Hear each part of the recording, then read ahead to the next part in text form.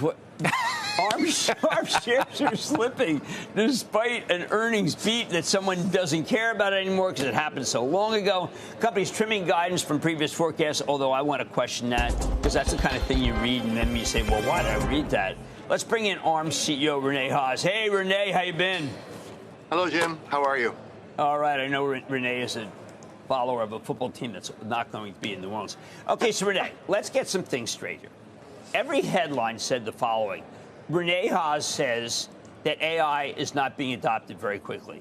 I went over your conference call line by line. I parsed it. I did not find that in any place.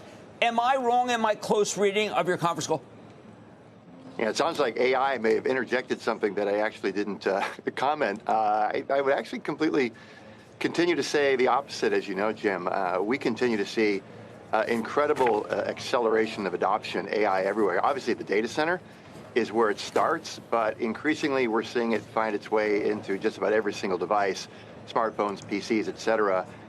I don't see any of that slowing down, quite frankly. I only actually see it accelerating.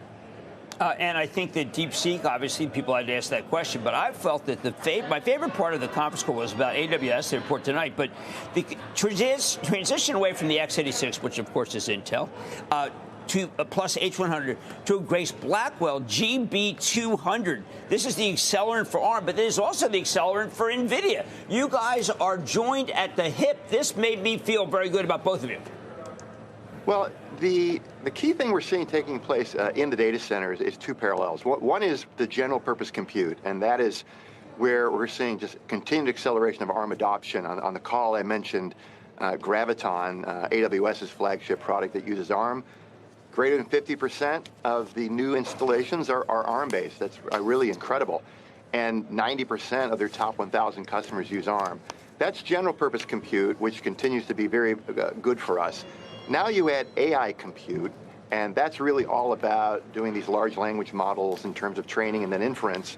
Grace Blackwell, as you mentioned, that is the flagship product. Blackwell is the GPU, and ARM is the CPU. So it's a great partnership. And as a result, we're seeing acceleration for both general purpose compute in the cloud on ARM and AI compute. Yeah, now, NVIDIA's in the quiet period, which now seems to have lasted for like a year and a half. But you are, like I said, you were very close to them. Do you see that it's the possibility that there is any slowdown whatsoever when it comes to NVIDIA?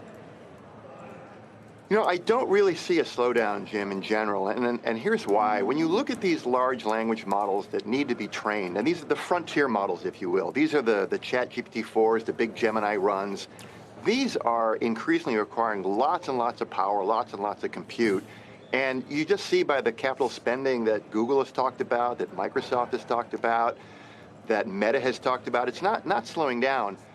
And people talk a lot about DeepSeek and these new models that seem to be doing the work that was done in years before or months before in days. People need to remember what's happening is they're distilling, which basically means building, on the frontier models that have been created. Doesn't mean the frontier model creation goes away, but it does mean that improvements can be made fast. So net, no, we're not seeing a slowdown of any kind.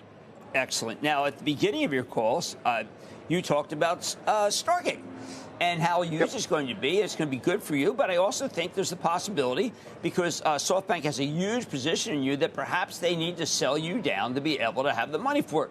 What's your take on both thoughts? Stargate is an amazing opportunity, generally speaking, just for compute. Gigantic infrastructure project, $100 billion right away, $500 billion over time. That's going to create a huge amount of opportunity for technology innovation. We are named as one of the technology partners. I'll say that we are the only CPU platform that was named there, so ARM is the CPU of choice, the architecture of choice in Stargate.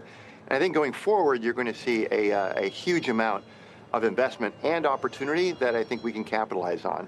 As far as how it's going to be capitalized, I can assure you there's a lot underway there. That would not be announced in the White House 28 hours after the president was inaugurated if it wasn't quite real. Regarding selling down ARM, I'll let Mazo talk about that. But he loves ARM, and he's very long on ARM. Rene, it's David. Obviously we spent most of our time talking AI and data center with you, but it's not as though the cell phone business isn't still a very important one for your company. What are you seeing there in terms of trends? You know, there are some who believe the slight decline in the stock prices is perhaps a reflection of at least some concern overall in the growth of that business. Yeah, thanks, David. Yeah, we are large in smartphones. We're large in everything. We're in the data center, automobiles, IoT, as you know, so we're everywhere. You know, the smartphone business for us is very, very healthy. We converted to what we call our compute subsystems in version 9. So our royalty growth year on year is 23%, which is far beyond what the market is seeing.